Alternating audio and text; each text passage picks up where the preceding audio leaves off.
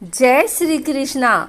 आइए सुनते हैं बैसाख मास में सुनी जाने वाली पंच भीखू की कहानी।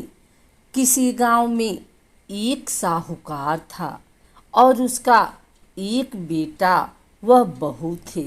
बहू बैसाख माह में रोज सवेरे उठकर गंगा स्नान के लिए जाती थी।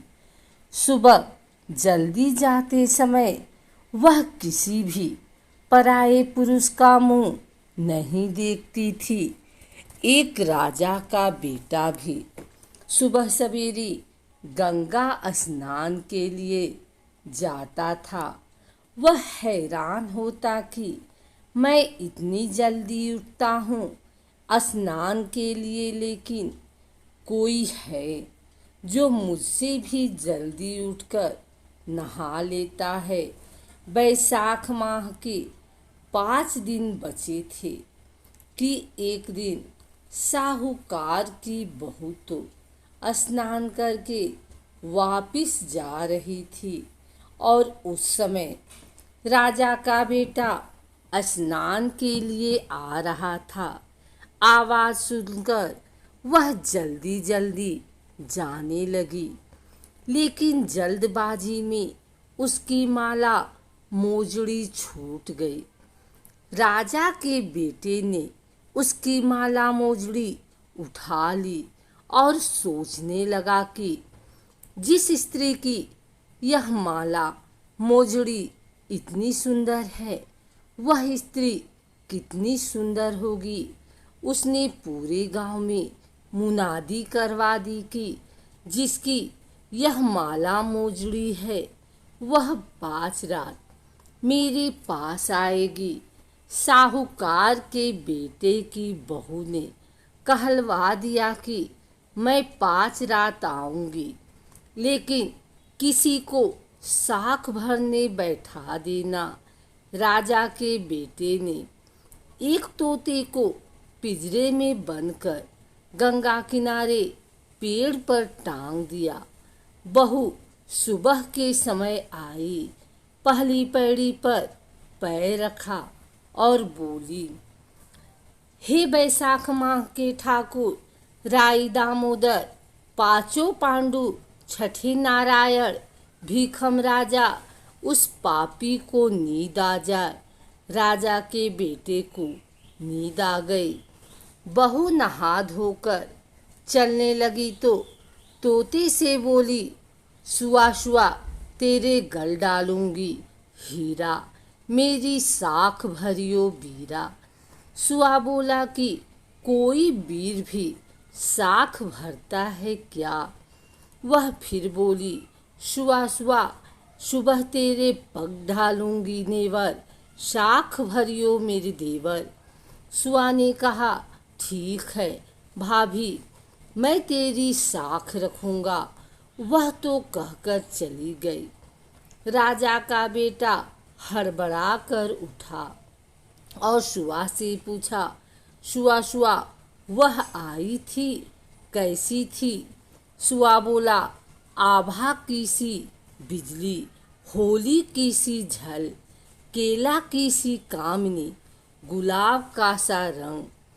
अगले दिन राजा के बेटे ने सोचा कि आज मैं अपनी अंगुली में चीरा लगाऊंगा, इससे मुझे नींद नहीं आएगी। अगले दिन राजकुमार अंगुली चीर कर लेट गया। वह आई और भगवान से उसी तरह प्रार्थना करने लगी और राजकुमार को फिर नींद आ गई। वह स्नान करके फिर से वापिस चली गई। सुबह राजकुमार ने तोते से पूछा तो उसने वही सारी बातें दोहरा दी। अब राजकुमार बोला कि मैं आज रात में आँखों में मिर्ची डालकर बैठूंगा। रात में वह मिर्ची डालकर बैठ गया। बहू फिर आई और प्रार्थना की, जिससे उसे फिर से नींद आ गई। राजकुमार ने तोते से बहू के आने की बात पूछी। फिर उसने वही बात बता दी। राजकुमार अब फिर सोचने लगा कि आज मैं बिना बिस्तर के ही बैठूंगा, और रात को बिना बिस्तर के बैठ गया। जब वह स्नान करने आई तो उसने फिर से भगवान से प्रार्थना की और राजकुमार को नींद आ गई। जब वह नहाकर जाने लगी तो आंख बंद करके चली गई। राजकुमार जब उठा तो वह जा चुकी थी। राजकुमार फिर सोच में पड़ गया और सोचने लगा कि आज मैं अंगीठी जलाकर बैठूंगा, जिससे नींद नहीं आएगी। फिर वह रात को अंगीठी रखकर बैठ गया।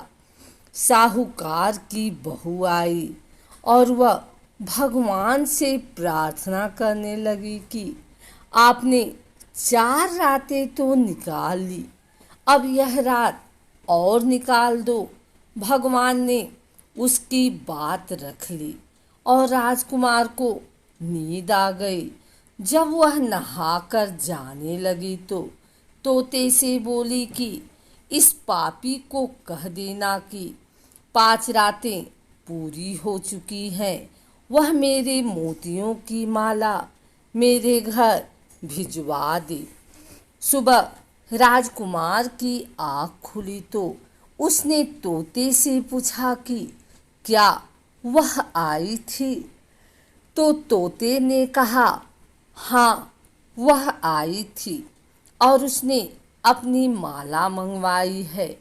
यह सुन राजकुमार सोचने लगा कि वह तो सच्ची थी, तभी तो भगवान ने भी उसका सत रखा। कुछ समय के बाद राजकुमार को क्रोध हो गया। राजा ने ब्राह्मण को बुलवा कर पूछा कि मेरे बेटे का शरीर क्यों जल रहा है। ब्राह्मण ने विस्तार से सारी बात राजा को बताई कि इसने क्या किया था। ब्राह्मण ने कहा कि इसने पतिव्रता स्त्री पर बुरी नजर डाली, इसलिए यह इस रोग से पीड़ित हुआ। राजा ने इसके ठीक होने का उपाय पूछा तो ब्राह्मण ने कहा कि यह उस साहूकार के बहू को धर्म की बहन बनाए और रोज उसके नहाए हुए जल से यह स्नान करे, तब ठीक हो सकता है। राजा साहूकार की बहू की माला लेकर साहूकार के घर गया और बोला कि यह माला आपके पुत्र वधू की है, इसे लें और आपकी बहू के नहाए हुए जल से मेरे बेटे को नहला दें। साहूकार बोला कि वह तो किसी पराये पुरुष का मुंह तक नहीं देखती, आप उसे इस नाली पर बिठा दीजिए। जब वह ऊपर नहाएगी तब नीचे इस नाली के पानी से आपका पुत्र नहा लेगा। राजकुमार ने ऐसा ही किया और कुछ समय बाद उसका शरीर चंदन सा हो गया। पंच भीखू देवता जैसे आपने साहूकार की पुत्रवधू का सत रखा, वैसे ही सबकी रखना।